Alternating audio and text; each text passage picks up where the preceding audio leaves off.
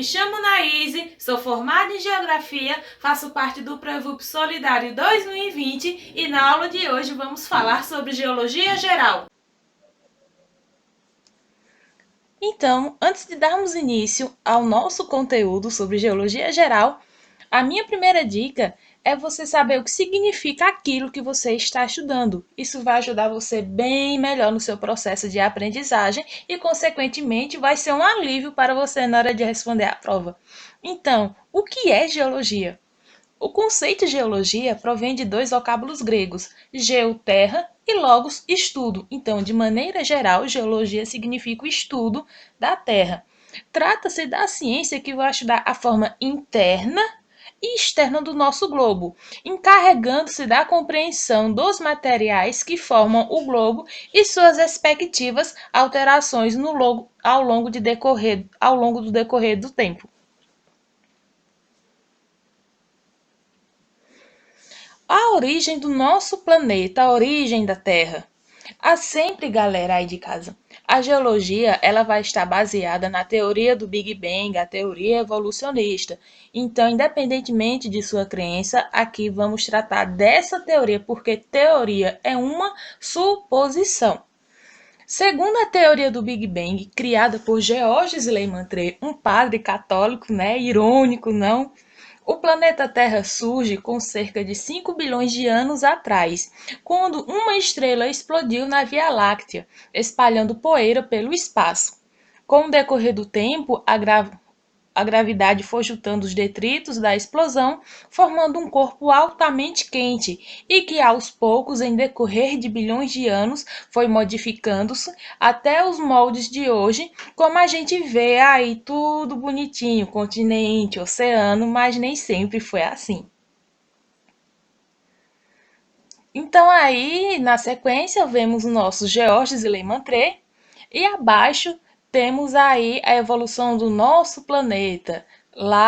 Aqui na frente mostra, o nosso planeta quente.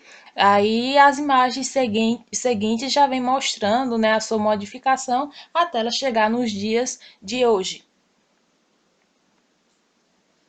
A estrutura interna da Terra, ou seja, aquilo que estamos pisando que vai abaixo do que estamos pisando. A crosta nada mais é do que esse chão que a gente pisa. E a crosta também pode ser chamada de litosfera.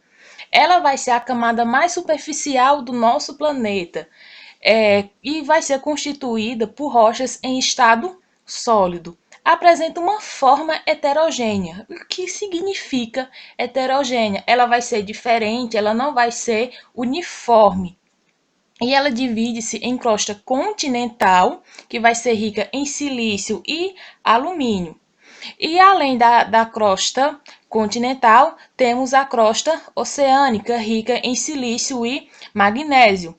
E lembrando também que a crosta ela não tem uma espessura uniforme, como a gente acaba vendo aí nos mapas. Em lugares onde vai ocorrer a crosta oceânica, ela vai ser mais fina, e em lugares onde vai ocorrer a crosta continental, ela vai ser mais espessa, ela vai ser mais grossa. E a sua extensão, do chão abaixo, ela pode variar de 0 a 100 quilômetros. Abaixo da crosta temos o manto. É responsável pela dinâmica interna da Terra, que é de onde vêm os terremotos e a lava dos vulcões. Apresenta um estado pastoso, semelhante lá, galera, à pasta de dente. E devido à sua alta temperatura, as rochas vão estar em fusão, ou seja, derretendo, queimando. E o manto vai ser rico em ferro e magnésio. Após o manto, temos o núcleo, e vai ter uma abundância em minérios de níquel e ferro. E aí o núcleo, galera, ele vai ser apelidado de NIF, que é a abreviação de níquel e ferro. E divide-se em núcleo externo, que vai ser o líquido, que é essa parte aí amarelo mais forte, e o núcleo interno, que vai ser um estado sólido, que é aquele amarelo ali quase ficando branco. A origem dos continentes. A atual configuração dos continentes na superfície da Terra resultou de um processo que vem de anos atrás e que levou à fragmentação e o afastamento das terras emersas. O antigo bloco, né, era chamado Pangeia. Nem sempre os continentes eram separados como a gente vê nos dias de hoje. Antigamente eles eram todos juntos e era chamado de Pangeia, rodeado por um único oceano chamado de Pantalassa. Mas aí na frente vamos ver o que é que resultou para que esse grande supercontinente fosse fragmentado. As primeiras teorias sobre a separação dos continentes vêm dos estudiosos Abraham Ortélio e Snyder Pellegrini, que ao observar a silhueta dos continentes, os continentes sul-americano e o continente africano, eles observavam que eles formavam um encaixe como um quebra-cabeça, além de evidências paleontológicas, né, de vestígios de animais comuns entre esses continentes. Mas esses camaradas, eles foram ridicularizados e essa respectiva teoria ficou no esquecimento. Mais na frente, é a tomada dessa teoria lá a origem da separação dos continentes foi retomada pelo nosso meteorologista Alfred Wegener em 1912. E essa nova teoria passou a ser chamada de teoria da deriva dos continentes ou dança dos continentes.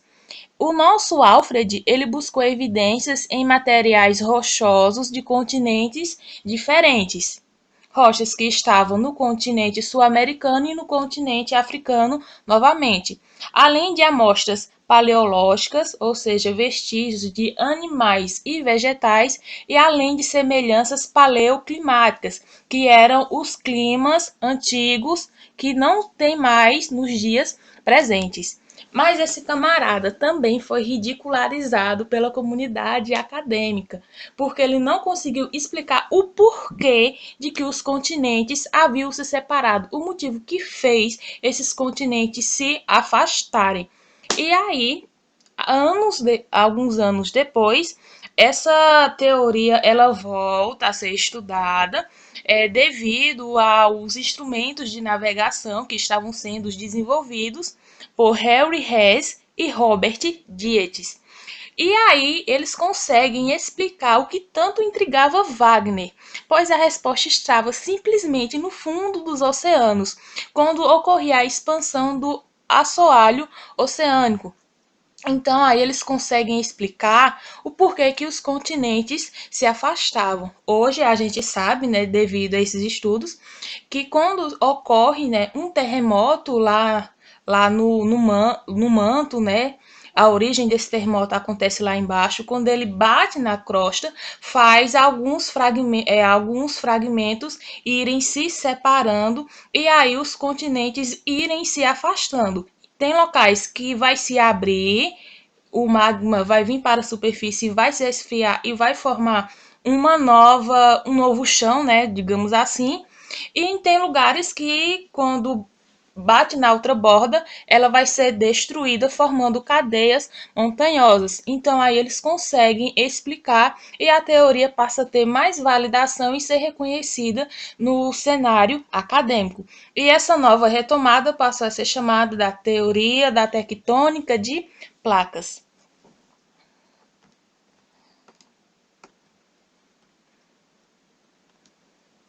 E aí, galera, um momento esclarecedor. De maneira geral, o planeta Terra tem a crosta como sua camada mais superficial. Essa crosta divide-se em continental e oceânica. Tratando do termo de placas tectônicas, é a mesma coisa de crosta, porém esta crosta vai estar quebrada em pedaços e esses pedaços chamam-se de placas tectônicas. Notem isso daí porque isso é bem importante, que às vezes a gente fala placa tectônica, às vezes a gente fala litosfera, às vezes a gente fala crosta e às vezes já tive alunos que às vezes se confundiram nesses termos. Então, separei esse momento aqui e espero ter ajudado vocês aí. Vamos mais na frente. E agora vamos falar dos limites de placas tectônicas, os pedaços da crosta terrestre. E aí, para darmos início, vamos de limite convergente. Então, uma dica para você lembrar aí é só pensar lá no filme Divergente e Convergente, né? Creio que alguns de vocês já tenham assistido. Então, o limite convergente vai ser aquele que vai as placas vão de encontro uma com a outra. E essas placas convergentes formam cadeias montanhosas, como as mais conhecidas, a Cordilheira dos Andes e o Himalaia, além de formar essas, esses acidentes geológicos aí, né, as cadeias montanhosas, ele vai formar as fossas abissais, né, que esse encontrozinho aqui, olha, aqui vai ser as fossas abissais, que são, digamos que basicamente buracos bem fundos lá no oceano. E além de formar os arcos vulcânicos, né? Próximo a essas bordas aí vai ter surgimento de vulcões. Quando uma placa se choca uma com a outra, vai estar formando aí esses acidentes, vulcões, cadeias montanhosas, e além, né, de abalar a estrutura que acaba sendo sentida aqui em cima da estrutura e que por muitas vezes acabam fazendo grandes destroços na vida do homem. E as placas convergentes, elas podem ser de encontro oceânico e continental, encontro continental e continental, que é o caso da Cordilheira do Himalaia, e encontro oceânico e oceânico, que é o caso lá do Japão. Esse exemplo aqui, olha, é aqui na América do Sul, a placa de Nazca e a placa sul-americana. Perdão, a placa sul-americana.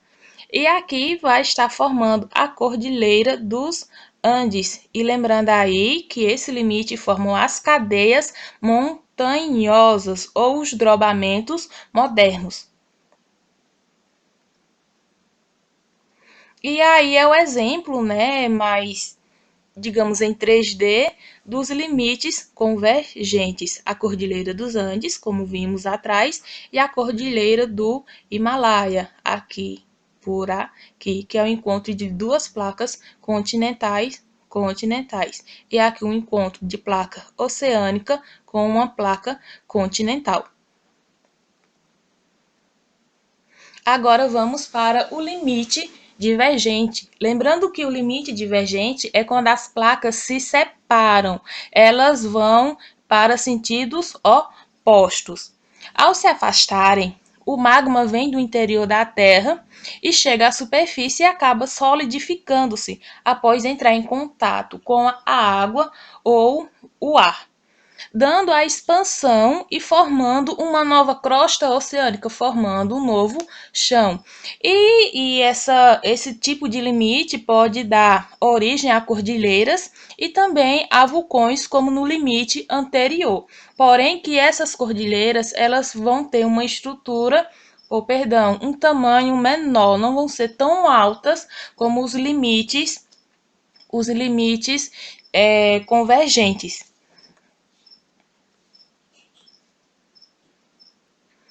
E aqui, em um exemplo mais prático, temos aí o limite divergente novamente. Então, a cordilheira que eu falei lá, a maioria dessas cordilheiras, né, que são montanhas, elas vão ocorrer dentro do oceano.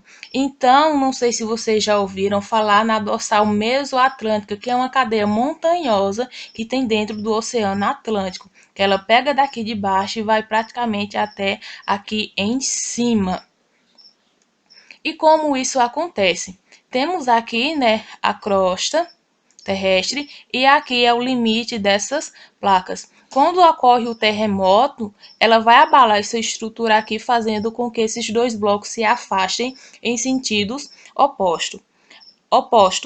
Após isso, ela começa a formar esse refitiamento, né, que é essa formação de vales. E aí ela começa a quebrar, né, a destruir e afastar. Quando ela se afasta, esse magmazinho ele sobe para a superfície, quando entra em contato com a água, ele acaba se solidificando. Aqui, olha, ele começa a se solidificar.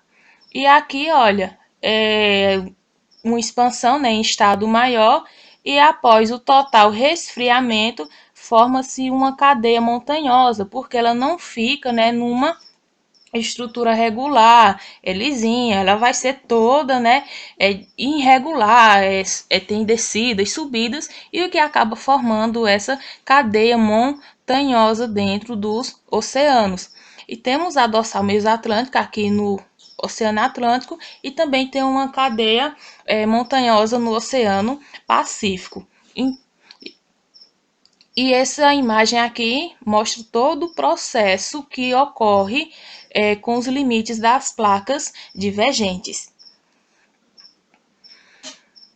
E aí agora temos os limites transformantes.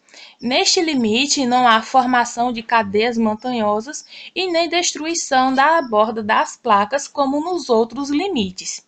Este tipo de limite também pode ser conhecido como zonas de conservação ou zonas tangenciais, porque o deslizamento, né, dessas duas placas não vai causar grandes destroços em escala geológica. Preste atenção, galera. É destruição geológica. Não vai formar nem cadeias montanhosas e nem vai destruir a borda das placas. Mas ele também não deixa de ser perigoso para o homem, porque quando ocorre o atrito, né, entre essas duas placas, pode causar grandes terremotos.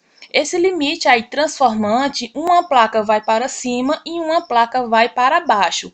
E elas aqui, elas não se separam e nem destrói a borda de uma com a outra. Elas vão deslizar, uma vai para cima e uma vai para baixo. Um deslizamento lateral. E o limite mais conhecido dessa placa vai ocorrer lá nos Estados Unidos, no estado da Califórnia, conhecida como a placa de San Andreas. Há estudos que afirmam que se ocorrer um terremoto, né, em grande escala, a partir de 9, pode destruir a cidade de Los Angeles por completo. Então, essa é toda a sua extensão dessa placa transformante. E aqui é um mapa real, né? No terreno onde ela está situada, ela realmente é assim. Olha só aí, ela tem esse cortezinho dentro do terreno. E agora temos um mapa geral das placas tectônicas. Então, onde há as setinhas em sentidos opostos, é porque vai ser um limite divergente. Onde tem as setazinhas com o mesmo sentido, né? A ponta dessas setas apontando para o mesmo sentido vai ser uma placa convergente.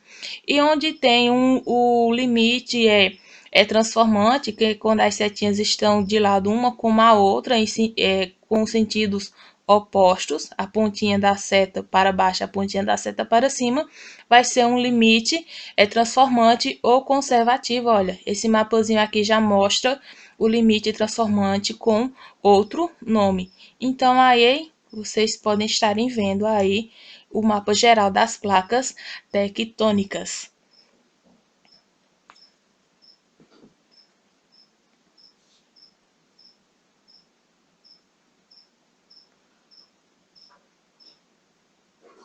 E agora, para finalizar, umas questõezinhas. O movimento ocasionado pelo choque entre as placas tectônicas de Nazca e Sul-Americana ocasionou o surgimento. Letra A, continente sul-americano. Letra B, cadeias montanhosas do México. Letra C, Cordilheira dos Andes. E letra A, Cordilheira do Himalaia. Ou letra E, o Grand Canyon, lá nos Estados Unidos. Um tempinho para vocês pensarem. E a resposta é a letra C, Cordilheira dos Andes. Essa questão, galera, ela é um pouco mais técnica, então para vocês estarem acertando uma questão assim, vocês têm que acompanhar um pouco mais aí a questão dos mapas. Não precisa nem de tanta leitura. Quando vocês observarem bem mais, né, os mapas, né, tem uns mapas bem mais informativos, você acaba tendo mais ciência aí onde ocorre tais placas, né, porque cada pedaço da crosta tectônica, perdão, ela vai ser chamada de um nome, né? Esses pedaços aí que são chamados de placas tectônicas. Então, aqui na América do Sul tem a placa de Nazca e a placa sul-americana. É um limite, é convergente, elas vão de encontro uma com a outra, e quando elas se chocam, elas enrugam, né, parte dessa crosta, ela destrói uma pequena parte da borda, mas um pouquinho mais na frente ela vai enrugar, formando aí as grandes cadeias montanhosas, ou os drobamentos modernos, é a mesma coisa. E no caso da América, aqui no continente sul-americano, a gente tem aí a Cordilheira dos Andes. Próxima questão. Considere as afirmações abaixo sobre a teoria da tectônica de placas. Número 1. A litosfera. De acordo com essa teoria, são placas rígidas, das quais não se movimentam. Número 2. As placas tectônicas são movidas pela conversão do manto e a energia que vem do calor interno da Terra. E número 3. Os limites das placas apresentam feições de grandes proporções, como estreito de cinturões de montanhas, cinturões de terremotos e cadeias de vulcões. Alternativas. Um tempinho para vocês pensarem.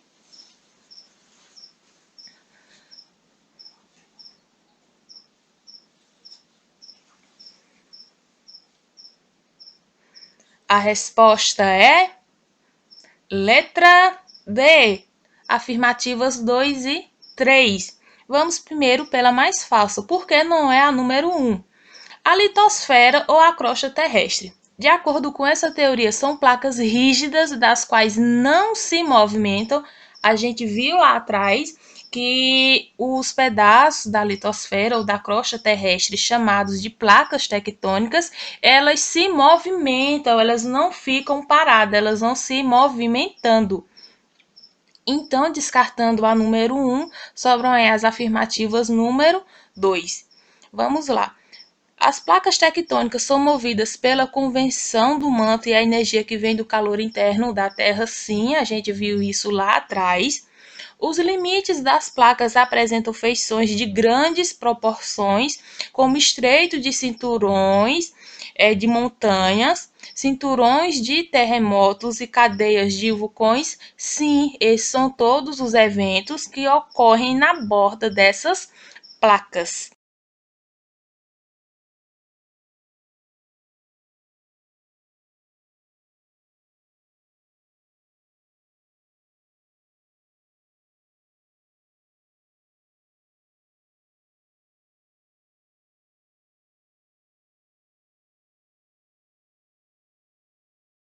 E essa foi a nossa aula de hoje. Bons estudos e até a próxima. Tchau!